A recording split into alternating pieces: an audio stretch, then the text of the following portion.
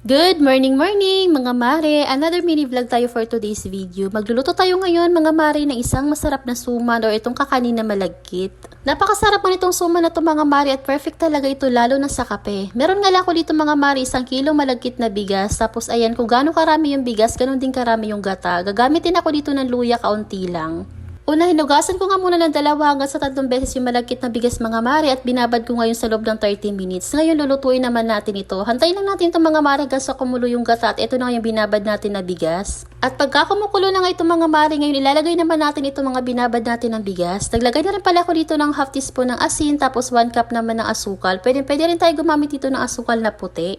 Itong luya naman, optional lang mga mare, pwede rin tayo gumamit dito ng pandan leaves. Tapos ito maglalagay din ako nitong evap milk na maliit na can lang. Kalahati lang muna yung aking inilagay mga mare kasi yung kalahati may paggagamitan pa tayo. Hinalo-halo ko nga lang itong mga mare at pagka ganito ng itsura nito, set aside lang natin. Hindi pa natin ito lulutuin ng as in luto. At para naman sa pagbabalot ito mga mare, gagamit ako dito ng dahon ng saging. Ayan, nagpakulo ako ng tubig. Tapos ayan, papainitan ko lang ito or steam lang natin ito. Tapos ay pupunasan natin ito ng malinis na basahan. Nang sa ganun hindi ito mabilis mapunit o masira habang nagbabalot tayo. At sa pagbabalot naman itong suman mga mare, nakadepende na sa atin kung anong design yung gusto natin. Pwede rin pahaba yung mga regular lang na pagbabalot ng suman. Pero ako gagawin ko yung ganito. Gumawa nga lang ako dito ng hugis 4. Tapos ayan, maglalagay tayo dito ng inap na malagkit. 2 kutsara nga na malagkit ang aking inilagay dito mga mare. Medyo malalaking yung pagkakagawa ko dito pero okay lang kasi hindi ko naman ito ipapambenta. At kung ipapambenta naman natin ito mga mare, tansyahin na natin ito nang sa ganun ay tumubo naman tayo at hindi tayo malugi. Sunod naman, nang malagyan na natin ito ng malagkit na bigas, ay fold na natin ito or sara natin ito dito sa unahan at i-fold naman natin sa dulo. Nakadepende na nga mga mare kung paano yung diskarte natin sa pagbabalot nito. Tatalian ko nga rin magkabilang dulo nito mga mare na sa ganun kapag in-steam natin ito mamaya hindi naman ito bumukas at maluto ito ng maayos. Ayan, ginupit ko pa nga yung mga excess na tali nito. Itong tali mga mare ay galing na ito dito sa dahon ng saging.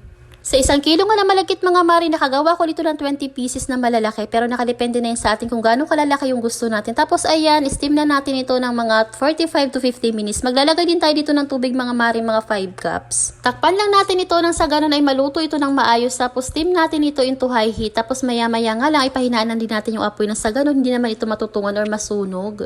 Pagkaraan nga ng 45 to 50 minutes mga mare, ito luto na itong ating suman. Gagawa naman tayo ngayon na masarap na sauce o sausawan nito. Meron tayo dito 1 cup naman na kakanggata o purong gata. Pakuluan lang natin itong mga mare hanggang sa mag-reduce na ito. Maglalagay naman tayo ng 1 cup naman ng asukal.